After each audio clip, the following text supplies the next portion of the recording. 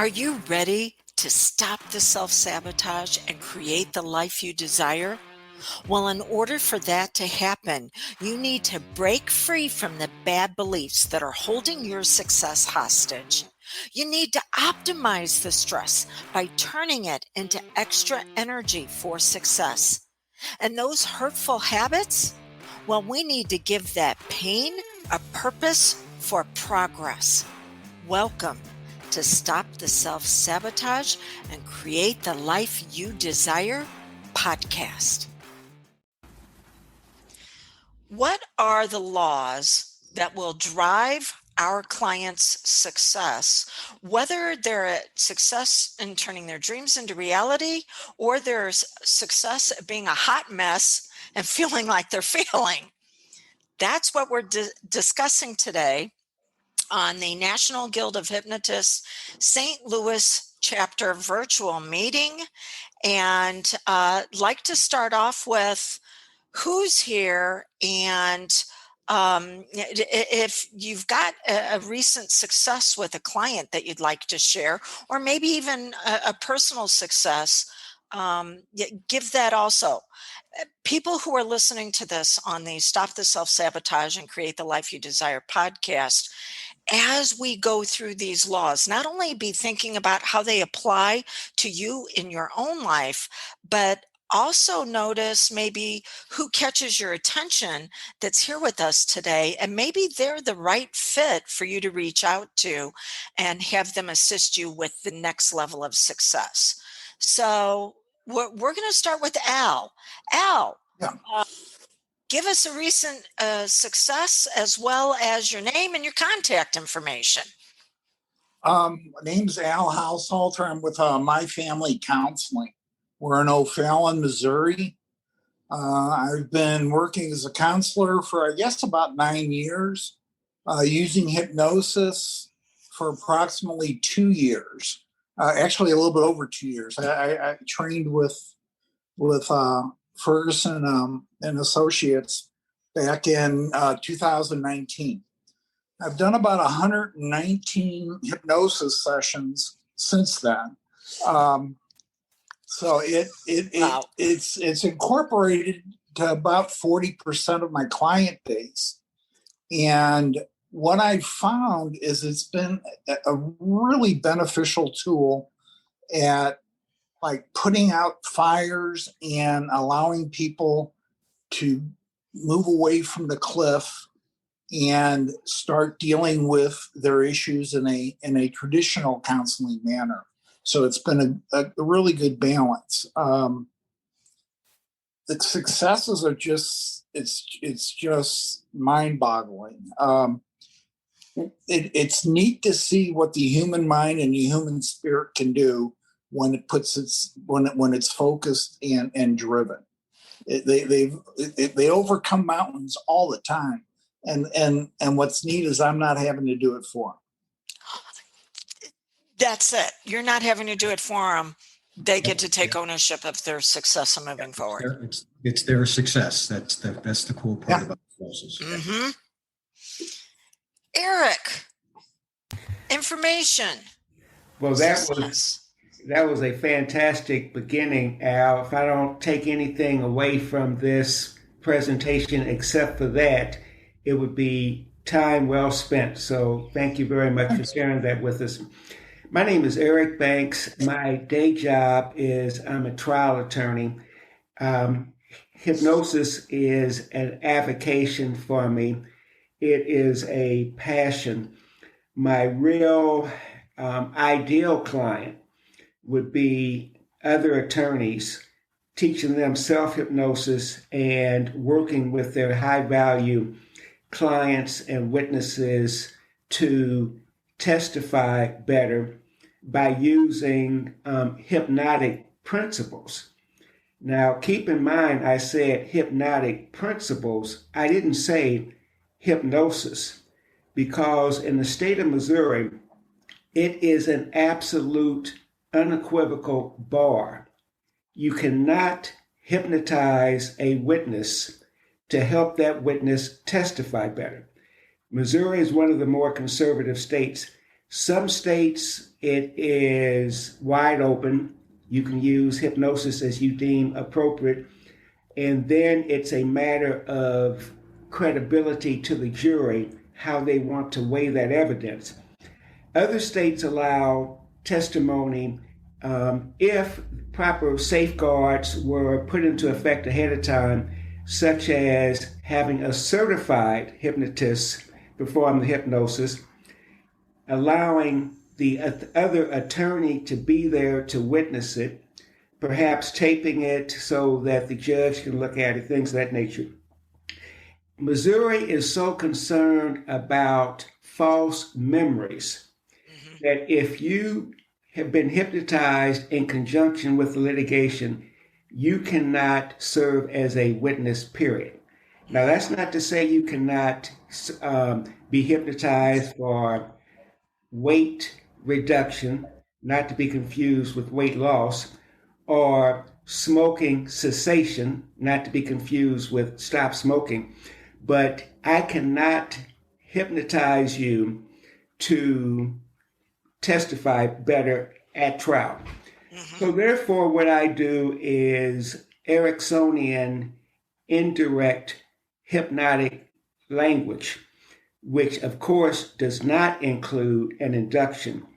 And if somebody were to question the ethics of hypnotizing somebody without their permission or knowledge, my response would be, I am not hypnotizing them.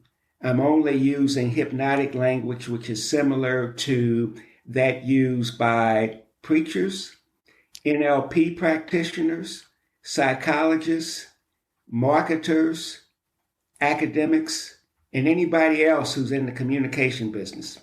Yeah, there you go. Yes, in the Very communication good. business. Very good. Drew, do you have something you want to share, or at least contact information? Our contact information is great. Drew at drewdawnferguson.com. That's DREW. And I'm easily reachable and have times available. Okay. All right. I'm also Dawn's husband and co-teacher. We both teach the certification process. So let's jump into the laws of the subconscious mind, the rules, and how our clients can use them to have a higher quality life. And the first one is known as the vacuum. This actually is number 5 on a list of 10. So the vacuum says that once an idea has been accepted by the subconscious mind, it remains until it is overridden by acceptance of another idea, another belief, another emotion, another action. So the vacuum. But I'm going to add on to this. Have y'all heard about how rental cars are nowhere to be found for people on vacation right now? Yeah, in the state of Hawaii, because if you run out of cars, like in the state of Arizona or the state of Florida, you can go to another state and get more. Well, Hawaii on the islands, you can't do that. And there are so many people that have decided that they want to go someplace that the islands have run out of rental cars. Now, here in the States on the mainland, rental car companies are charging up to $700 a day for rental cars. And on the island of Hawaii, people are having to rent U-Hauls to get themselves around because there are no rental cars to be had. Now, what does this have to do with our clients? The mind wants to do 3 things, and this is the conscious as well as the subconscious. It wants to know, it wants to go, and it wants to do. So in a little over a year of lockdowns, a lot of people have learned a lot of stuff. How many videos and podcasts and online things can they engage in? So that's knowing, and then doing. Yeah, they've worked a lot on upgrading their environments, making it more pleasant to live in a lockdown. But now the restrictions are lifting. The mind wants to do the other thing, and it wants to go. Here comes in the challenge. Studies show that for the average person, they are happier the 6 weeks planning their vacation and right before they take it than they are in actually taking the vacation itself. Because that planning allows them to get away from something. So the vacation itself is representative of the fact that they want to go, but they're going to get away. Well, the subconscious says if we're going to get away, we need to be chased by something, right? I mean, if we're in movement to get away, that means there's a void. So what's going to chase us? So that causes challenges for our clients. And the fact that if they are wanting to utilize hypnosis to get away from something, get away from the weight, get away from the bad habit of smoking, get away from the anxiety, get away from the overwhelm and stress, that means that we're only addressing symptoms with the hypnosis because the subconscious mind has to create a cause that they're getting away from. Does that make sense? So the vacuum says if we're getting away, we got to suck in a cause of what we need to get away from. And then the other side of that is that we can't get rid of neural pathways. We can only override them.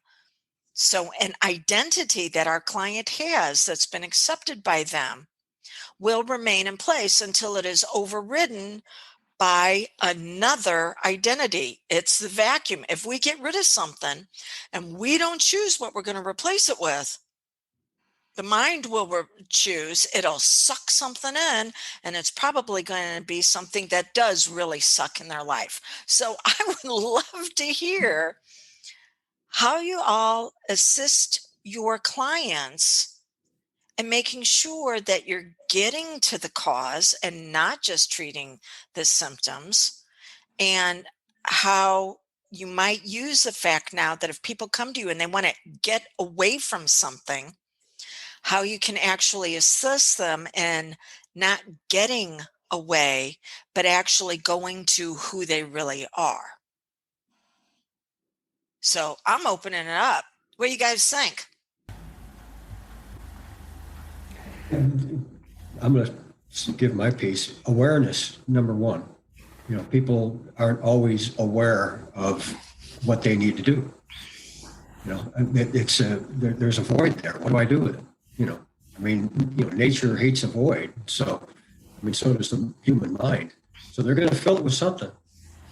You know, is it going to be something that's going to be powerful, that's going to improve the quality of their life?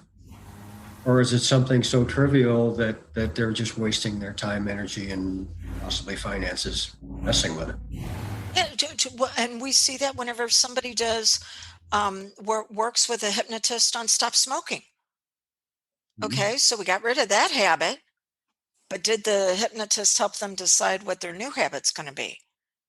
Because if they didn't, the subconscious mind will suck something in along the same lines, which is the reason why when people stop smoking on their own, the smoking cessation, like you were talking about, Eric, and they do it on their own, they typically turn to overeating. Yep. Yeah, I have a client whose childhood was a train wreck. It was really bad news. And she had this part of her personality she called the dragon. I don't know if I've mentioned this before or not, but the dragon was just mean. I mean, she would go off on people in Walmart and things were just out of control. And when I was dealing with her on her hypnosis session, she had this frown, this scowl on her face. It just wouldn't go away. And I asked her, I said, okay, can I talk to the dragon right now? And I go, do you understand your behaviors are killing this woman? This is not okay what you're doing. So I go, with your anger, we need to put something else in its place. And it put chills up my back, because she goes, if I end up getting rid of anger, what else do I have? And I was like, oh wow, And so I go, your childhood was not good. And she goes, yeah, it was horrible. I go, but you have an idea of what you wanted in your childhood. So let's put that in its place. And let's start living under those standards. You can generate a new perspective. So I see her on on a Wednesday, and she deals with mom and dad, makes peace with them, which was a challenge, like Thursday and Friday. On Sunday, or the following Monday, her son stays out from 9. He was supposed to be home at midnight, stays out, or he's supposed to be home at 9, stays out to midnight, and turns his phone off. Okay? He walks into the front door. He's already crying because he figures he's in so much grief that it's not going to happen. And she looks at him and says, I tried calling you. I was worried about you. Your electronics are canceled for the following week, and you're grounded. And if we need to talk about this tomorrow, we will. But I was worried about you. And turns around and walks away. And this was the complete antithesis of who she was as a person. And she has 3 other kids in the house. And the results have been just nothing short of amazing. I mean, the kids are turning around academically. They look to her for support. They're nurturing her. It's all the stuff that she wanted in a normal childhood she's getting now, because she's been able to put that anger or that dragon to a useful purpose. Yes, and what you said earlier, they get to create it. We don't have to come up with that. Mm-hmm. You're like, okay, well, what can we do besides the anger? And she got to choose what she wanted to experience in that childhood. Mm-hmm. And because she's putting that into place, then this rule, this law has to work, because then her mind will draw in what she needs to support that identity. So the vacuum says we upgrade the identity, we upgrade the experiences around us that must be in place to support that identity. And you didn't have to do it. You just needed to know what questions to ask. Mm-hmm. That's how powerful the subconscious mind is. Rock on, Al. Well, it makes the counseling side of it a whole lot easier, because they're the people that are coming up with the solutions. Yeah. And then all I have to do is build on what they establish, and they have ownership, which is really cool. Yes, because if you say it, it's suspect. If they say it, it's true. Mm-hmm. So that they claim that identity, that focus, those feelings, those actions, that they come up with it. Now they've got the cognitive bias to find everything in their environment that's going to support it, because, as you said, they own it. Nice. Anybody else have anything on the vacuum? So just keep, yeah, Eric. Well, I certainly believe that nature abhors a vacuum. So whatever we reduce, we need to replace with something of value and something positive. And I'm speaking of positive, Al, I thought that report was just fantastic. And I will look for opportunities to plagiarize your technique. Oh, take it all. It's there's no pride here. It's whatever works. Well, I love it, and I think if anybody else had explained that, it may have sounded a little bit spooky or excessively metaphysical. but the way you described it, it was just very therapy-like, in my opinion. Yes. Okay. Rule number 6 is known as the dance. The longer an emotional state is present, the longer lasting its physical counterpart. So we cannot have an emotional state without also having its dance partner, the body. Now, this is something that I was sharing with some of my clients just the other day, that our emotions actually form the stories, and it's the stories that we tell ourselves again and again. And a lot of people will say, I wish those internal voices, I always like to call them the itty bitty shitty committee. I just wish the internal voices would shut up for a little bit. The stories would stop. But they've discovered something really interesting, that the stories have to be there. They form a needed connection between the emotions and the physical body. And this was discovered by a doctor at Harvard in their mind body clinic, who was looking at how the mind works, because she was hoping to help her schizophrenic brother. And she was on her treadmill working out, and she realized the voices in her head had gone quiet. Now, we can talk up to 160 words a minute. The voices in our head actually have the capability at speaking 4,000 words per minute. There's a lot of internal chatter going on because they do it in the form of symbols. And so she noticed everything went quiet. And right after that, she became aware that she didn't know where her body stopped and the treadmill began. She felt like she was beginning to merge with the treadmill. Now, if you're going to merge with anything, I don't know that you want to merge with the treadmill. She realized something very serious was taking place, was able to call for help.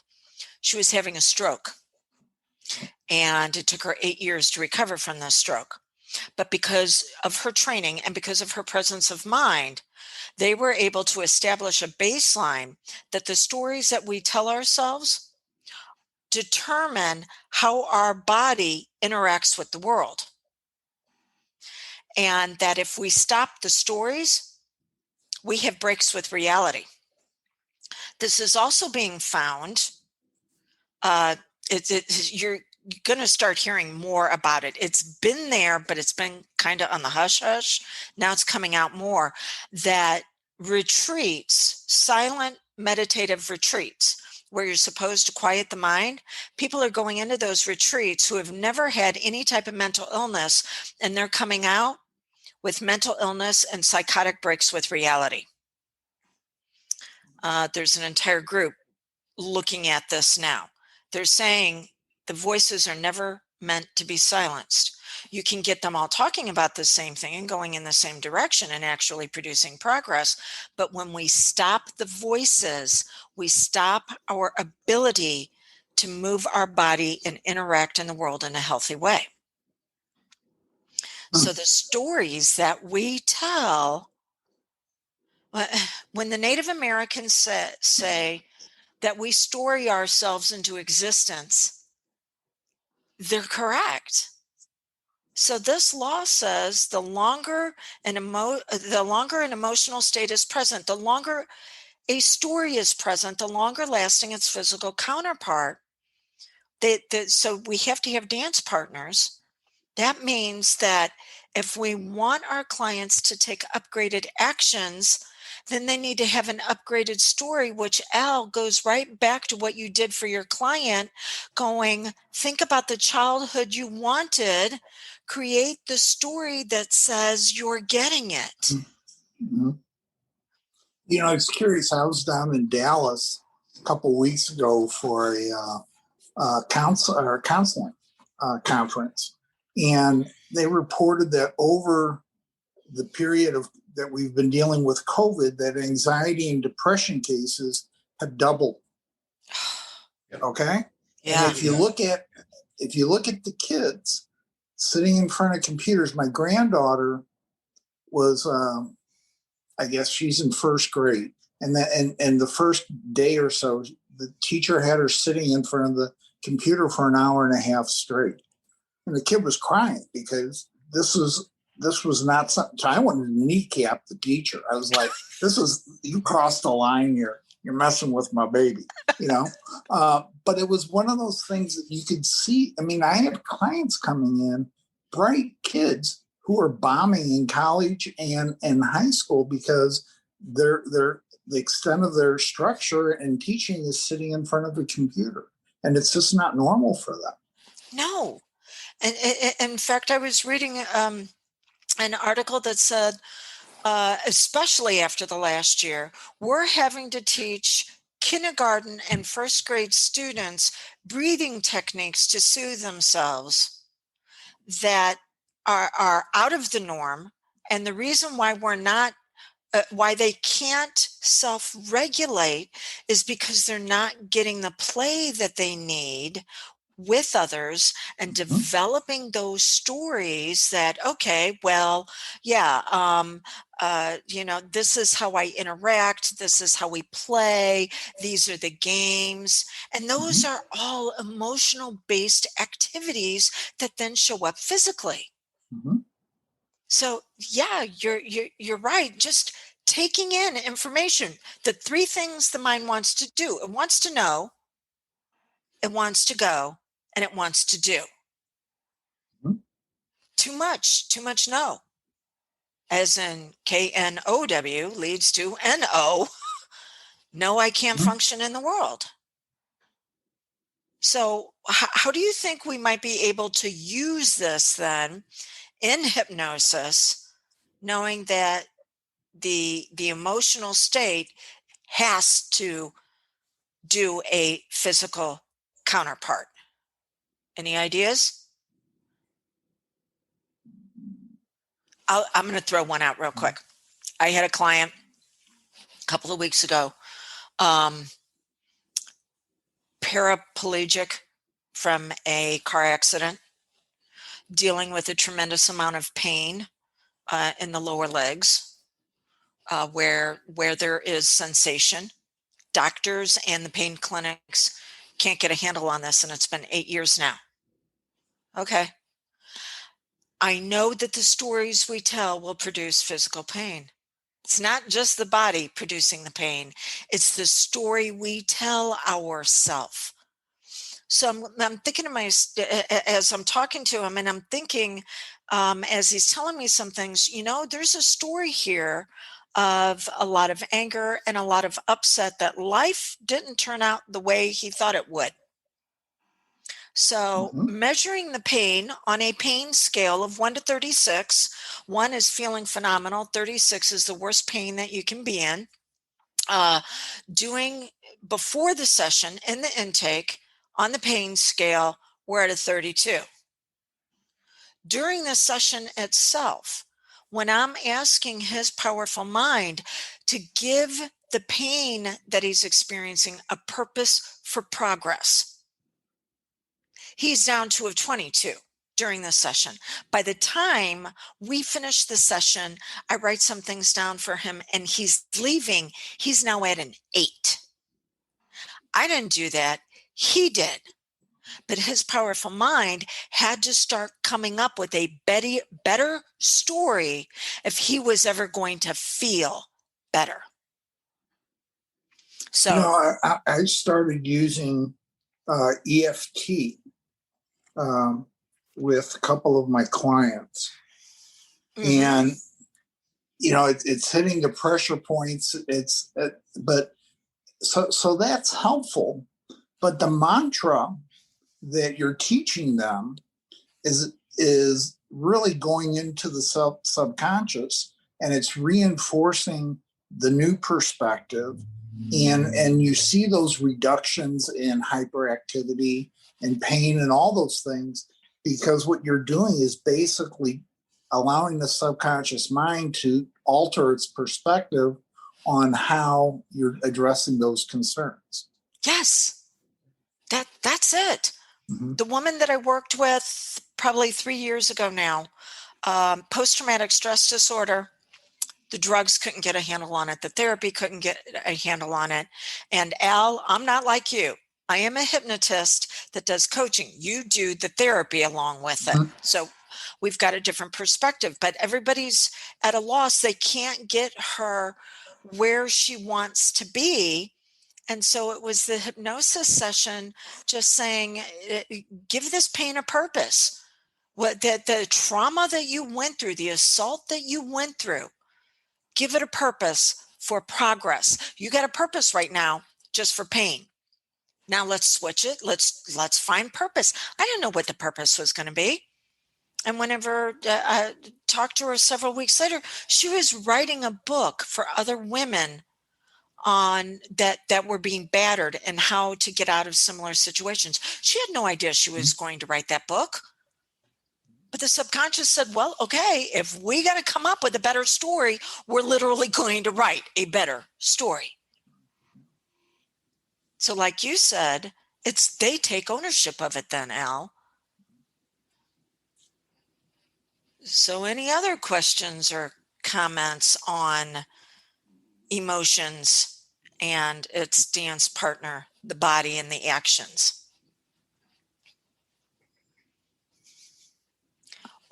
Don, I will say that my former college classmate, piano teacher, and spiritual advisor used to say that pressure will burst a pipe. And if pressure will burst a pipe, what do you think it will do to the human body? Yeah. Yeah. And yeah, that when we're under that kind of pressure, but then it can also take a piece of coal and turn it into a diamond. Yes, as long as you don't put too much pressure on it at one time. Ooh, there you go. Mm-hmm. Yeah, so we got to have that release valve, don't we? Yeah. Next law. Number 7, the pyramid. Each suggestion that the client acts upon creates less opposition to the next suggestion. So it's like building a pyramid. A pyramid does not take the same amount of work for each level of the pyramid. Each level up takes less material and less manpower to put it together. It's the same way with our clients, that when they accept a suggestion, that means that the next suggestion we're going to give is going to be easier for them to act on it. It also means that we have to start with the simple and move to the complex. We can't start out on the advanced end. That's all the way at the top, the peak. So how can you see using pyramiding with your clients?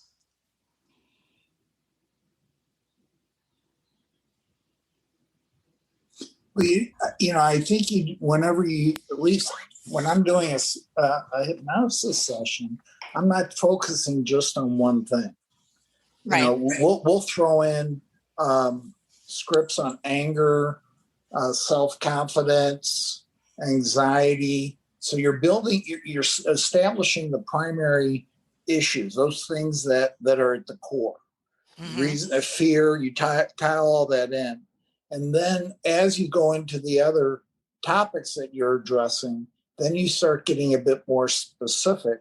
And it may be weight reduction. It may be, I have a client who's wanting to quit drinking caffeine drinks. He's ex-military and they're used to popping Red Bulls like crazy, And so his wife's wanting him to stop to do that.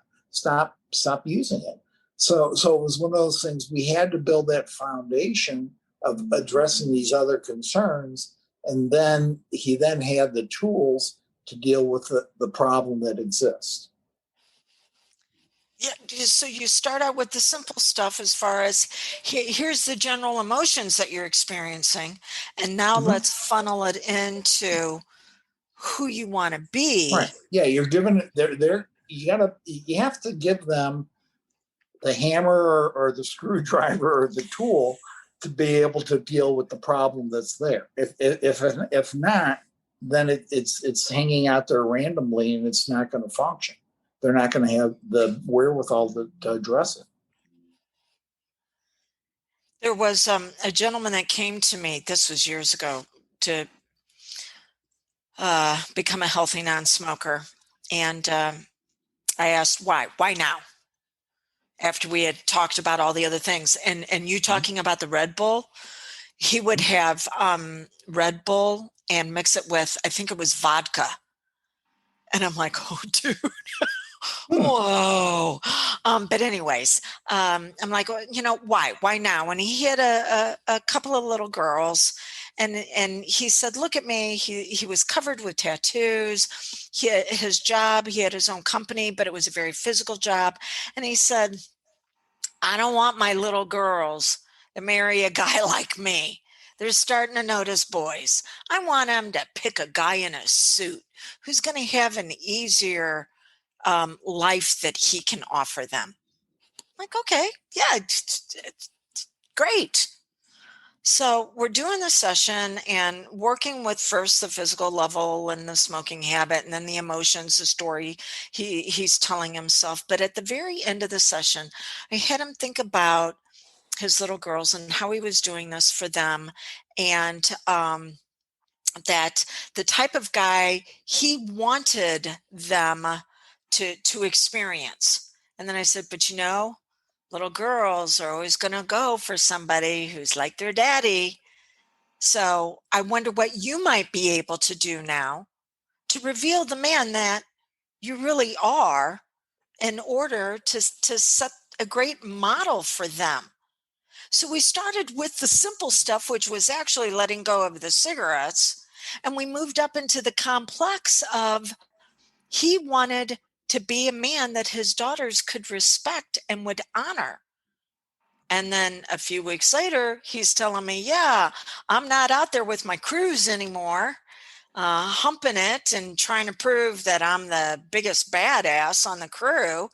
I'm back at the office in a suit, not telling the guys where they need to go. And I didn't say anything as far as, oh yeah, we worked on those suggestions.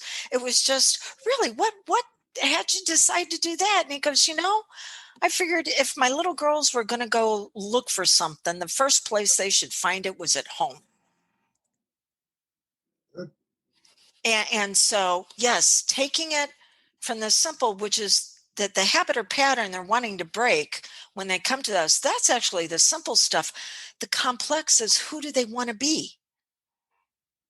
The story that they're telling themselves, that life will be good when this happens. No, life will be great because you're revealing who you really are. That's how I use it. Any other ideas or suggestions? Well, Drew has forgotten more about sales than I'll ever know. So Mm-hmm. I'll make an analogy for something that I am intimately familiar with: prison life. Not because I've been incarcerated, you understand, but for my first 4 years after graduating from law school, I did prison volunteer work with an organization by the name of Toastmasters International. Contrary to popular belief, there are a lot of clubs in some prisons, and the clubs frequently mirror the clubs that are on the outside. And Toastmasters International is one of them. Well, I got to know some of the fellas pretty well, and they started revealing some of their secrets, such as, how do you turn a guard? And the classic technique would be, would you bring me a stick of gum, please? And then, would you bring me another one? If next week. And then a pack of gum, please. Well, I really feel bad about you bringing this gum to me without me doing anything for you. How about if I give you $5 every time you bring in a pack of gum? Well, at that point, the guard is turned, if not before then. Because why? One, the prisoner can rat the guard out for having supplied contraband. And two, basically accepting a bribe to bring in the gum. So you can then move the guard from gum to heroin or any other type of contraband you can think of, weapons. And now that's a negative example, but if you can use small steps to transform behavior negatively, you can do the same technique to get somebody to make positive changes. Yeah. That's why we say 1,000-mile journey begins with one step. Don't focus on the 1,000 miles. Focus on the one step. As they say, inch by inch, it's a cinch. Mile by mile, it's a trial. Very good. Yeah. To think that it's that easy, but then we don't ever want to do anything that is incongruent with our identity. So yeah, if you get them to do the small thing over the stick of gum, of course, now you set up their identity to that they're doing something wrong, and you can lead them into more complex behaviors. Wow. The power of the mind. Let's get people the people who are listening to this right now, they're listening to it because they're having challenges, because they started out with something simple and then it blew up on them. Well, they can turn around and have this something simple blossom into a beautiful life instead of always blowing up. And they're, as one of my clients said yesterday, shit rolls downhill and she always seemed to be at the bottom of the hill. And I'm like, climb the pyramid, get up to the top. Okay, rule 8, the feather. The harder the conscious mind tries, the less the subconscious cooperates. The harder the conscious mind tries, the less the subconscious cooperates. The subconscious runs all the habits and patterns. It regulates the emotions. The conscious mind simply decides which direction we're going and then turns it over to the subconscious mind to run the program to fulfill that direction. Well, it's like a feather floating down from the sky. If we try to grab it, then the force of our hand, the air that we produce, is actually going to push the feather away. Instead, we want to put our hand underneath the feather and allow it to float into our hand. When our clients try really, really hard, such as, oh, I'm going to write down my goals, I'm going to focus on them every day, I'm going to chant my affirmations, I'm going to do this, I'm going to do that, the subconscious actually says, well, then I don't have to run any programs. I don't have to run any habits that are going to support this. And because the conscious mind is limited in resources, which means people typically run out of willpower through the conscious mind somewhere between 3 and 7 p.m.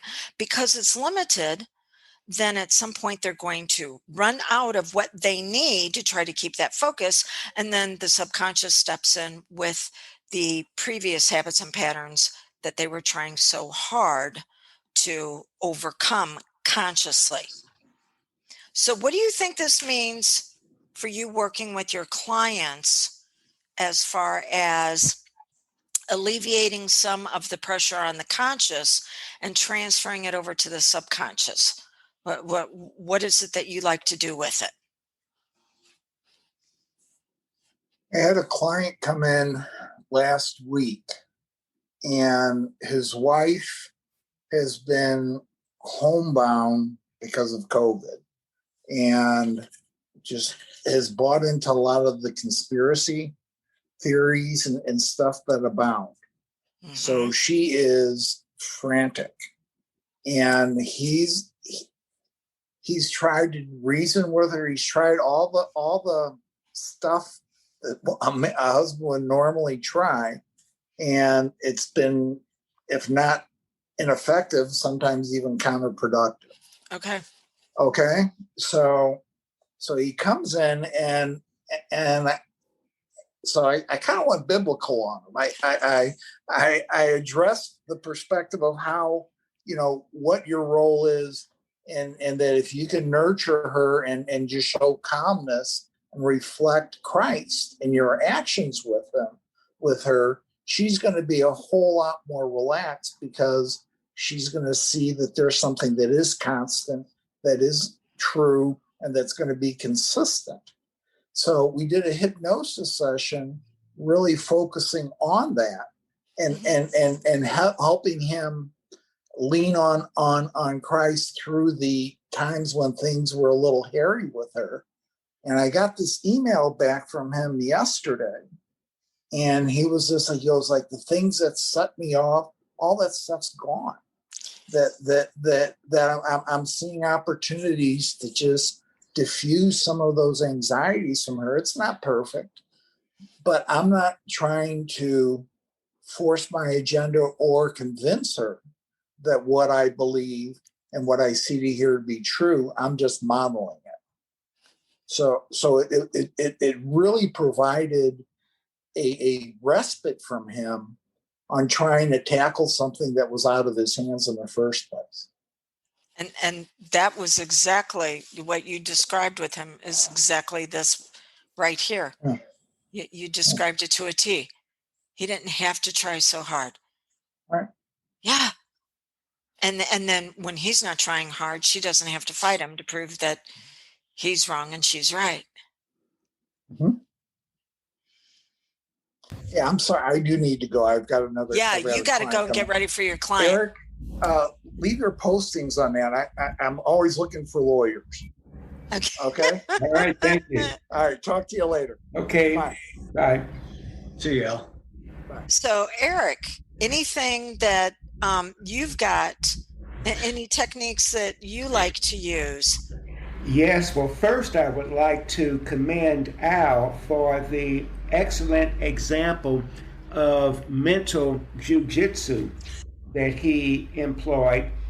And I think that calling the people that we work with clients is perfectly acceptable. But it's a perfectly acceptable term that I frequently don't use. Now, I certainly do not use the archaic term from the 50s where the hypnotist was referred to as the operator and the client was referred to as the subject. I just think that that's an awful way to look at it. While client is acceptable, I prefer partner in hypnosis, because I don't hypnotize you, you hypnotize yourself. I'm just a coach, I'm just a facilitator, I'm a guide, and quite frankly, whatever I'm wishing for you, I'm probably wishing for myself, because what goes around comes around. So we're both in hypnosis.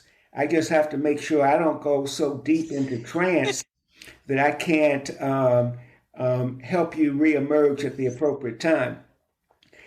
But what I like to cover in the pre-talk, what I like to cover while the partner in hypnosis is induced, and what I like to cover in the post-talk is the miraculous nature of yin and yang as it relates to the relationship between the conscious and the subconscious.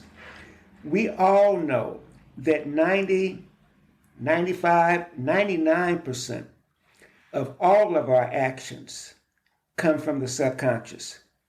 But we can use the conscious to program the subconscious. We use the conscious to program the subconscious, and then the subconscious takes over. We are the story that we tell ourselves over and over again.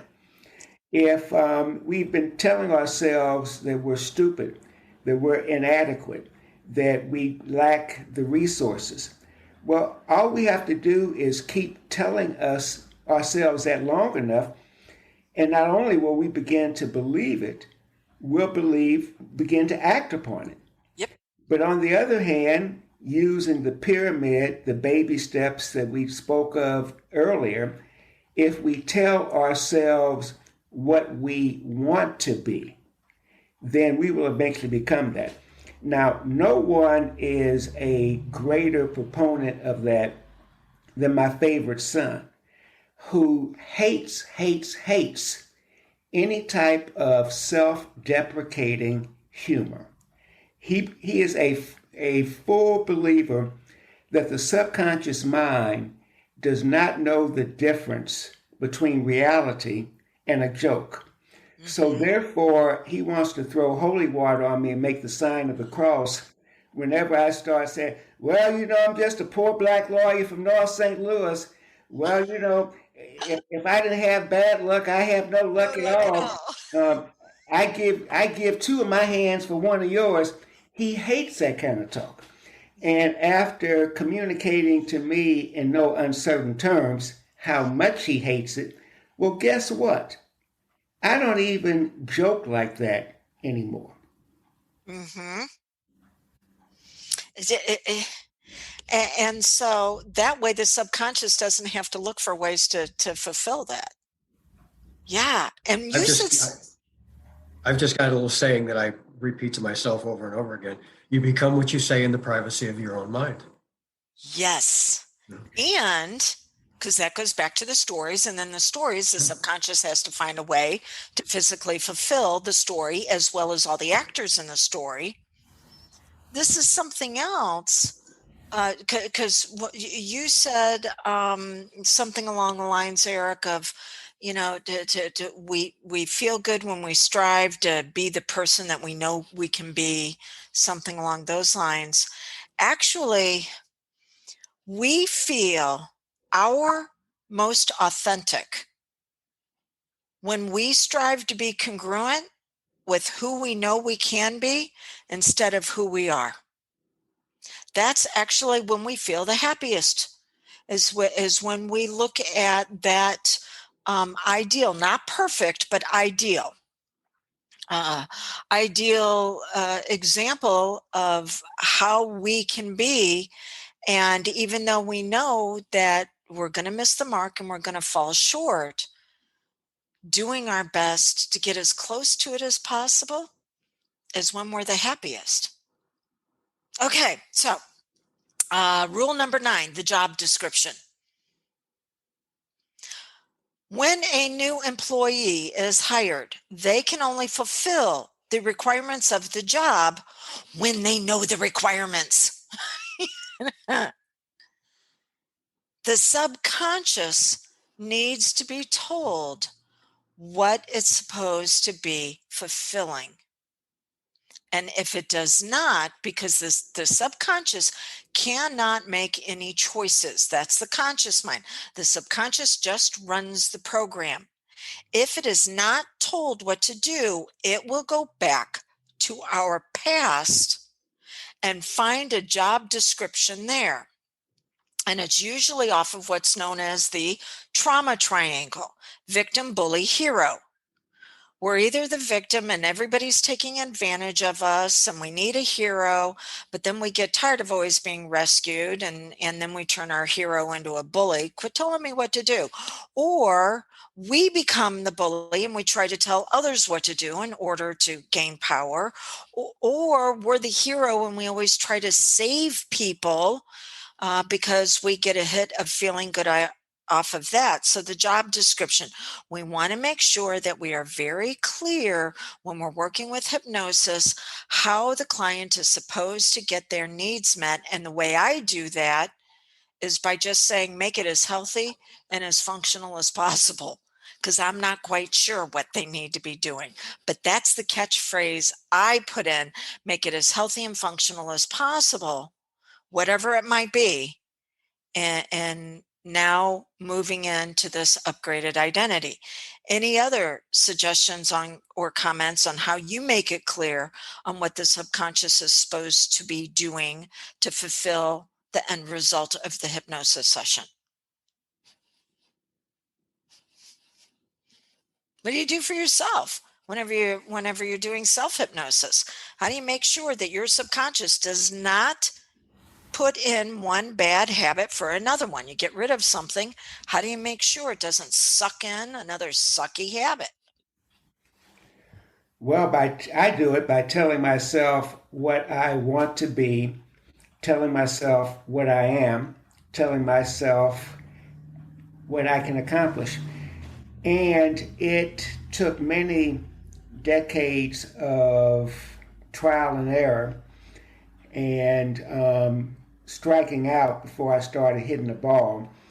But I am on the cusp of practicing never saying anything about myself to myself that I would be insulted if anybody else were to say it about me. And that usually causes me to focus on the innermost insecurities. As an example, if somebody were to ever tease me about being short, that would roll off of me like water off of a duck's back, because I would just reply, I'm 6'4", I'm normal size. But if they say something that is a little bit closer to home, Mm-hmm. then I might be sensitive about that because it would ring a bell and hit a nerve.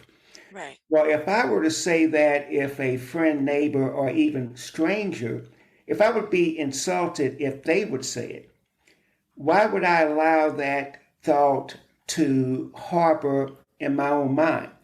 You know, the old saying, you can't stop a bird from flying above you, but you can keep it from building a nest on your head.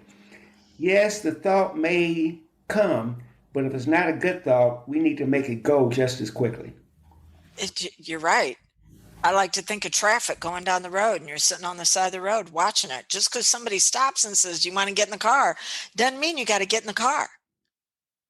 So the old joke, I picked up a hitchhiker and the hitchhiker said, "Aren't you concerned that I might be a serial killer?" And I said back, "Well, the odds of having two serial killers in the car are just outrageous." Okay. I love it. That's funny. Gotta love it. You gotta love that. Gotta love that. Okay, the very last law or rule that we use as hypnotists is number 10, the path of least resistance. The subconscious mind always takes the path of least resistance. Now, what does that look like? I was working with a client this morning that was talking about how hard certain things are in her life, in her career. And then she was talking about how easy some things are. And she said, and when she was talking about the stuff that was easy, it's because she was able to use her creativity and it felt like play. And then the stuff that she was doing was really hard. There was no creativity to it. And it was hard work. It wasn't play. And it was like, okay, well, what if you were to change the meaning, the story of what you're doing, the stuff that's hard? What if you were to say, you know what? I want to make that easy.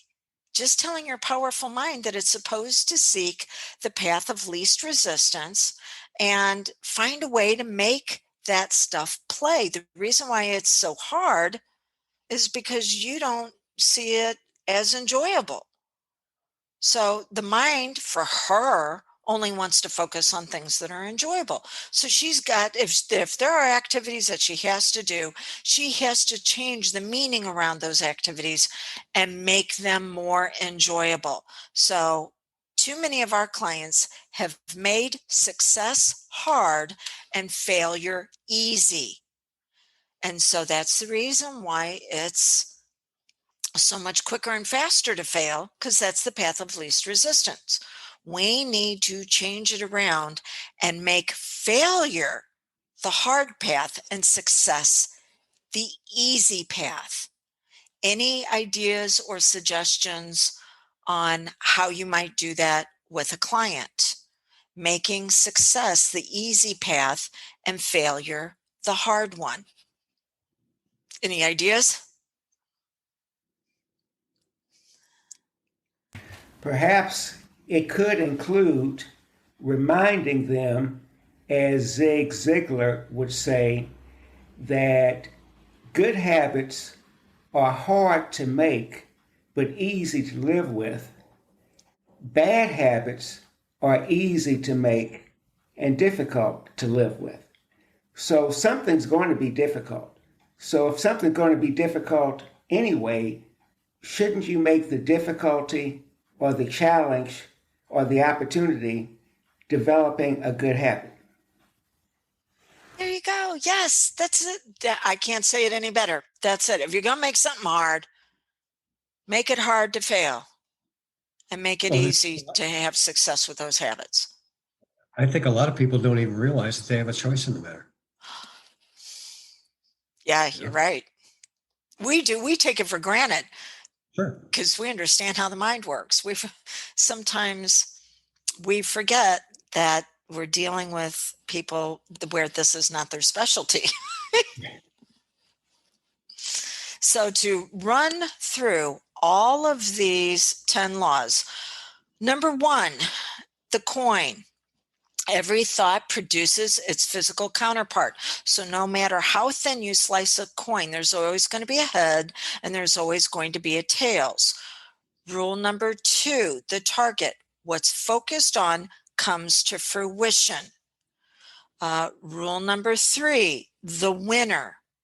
When there is a competition between imagination and reasoning, imagination wins every single time. When it's between the subconscious and the subconscious wins every single time. Rule 4, the nap. Opposing ideas, opposing emotions, opposing actions cannot be held at the same time. One of them has to go to sleep. Same way with neural pathways. Opposing neural pathways cannot be held at the same time. One of them has to go to sleep. Rule 5, the vacuum. Once an idea, emotion, action, identity has been accepted, it will remain until it is overridden by another one. If we don't choose what's going to override it, then the subconscious mind will suck in something all on its own, and it may not be the best. Rule number 6, the dance. The longer an emotional state, aka the story, is present, the longer lasting its physical counterpart. Rule 7, the pyramid. Each suggestion acted upon creates less opposition to successive suggestions. So start out simple. Rule 8, the feather. When dealing with the subconscious mind, the more there is conscious effort, the less the subconscious cooperates. Rule 9, the job description. The subconscious must be explained to what's role it's supposed to fulfill. And rule 10, the path of least resistance. The subconscious mind is always looking for the easiest way. That's a whole hoop and bunch. Out of those, if I were to ask you, do you have a favorite? What would you say? Do you have a favorite out of all those rules? Don, I think that's like asking a father or a mother, do you have a favorite child? They're all good. Yes, you are correct.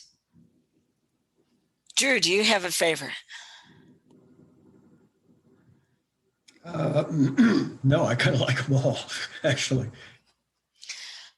My favorite will be whatever one seems to be resonating with the client that's in front of me. So maybe they're using their imagination to come up with worst case scenario, rule 3, and it wins every single time. Or maybe it's the pyramid and we just need to set up some simple suggestions for them to follow that's going to lead to what it is that they want to experience. So my favorite, I actually keep this list on my clipboard in front of me just as a trigger that says, okay, which one for this client right now seems to be the one that is calling out and saying, hey, use me. Sometimes I notice and sometimes I do not, but then I don't have to consciously notice because the subconscious does it for me. So as we conclude, Eric, give your contact information one more time if someone on the podcast is listening to this and would like to reach out to you for more information.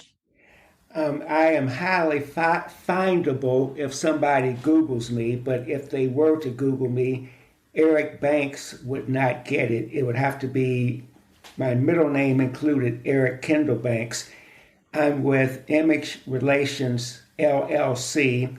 I have a website with that address and with that name, and my phone number is 314-583-7075. There we go. Drew, contact information. Drew at DrewDonFerguson.com. Okay. 636-699-7791 by phone. Yeah, and yes, 1-636-699-7791. Reach out, and you can also reach out at Dawn at DrewDonFerguson.com if you would ever like the link to join us for one of these meetings to where you can actually ask us questions in real time about what you've got going on and get insight from several different powerful minds on how to take that pain and turn it into progress for the purpose of revealing who you really are. So, Al, Eric, Drew, thanks for joining us today. And I look forward to seeing you guys at next month's meeting. Thanks, everybody.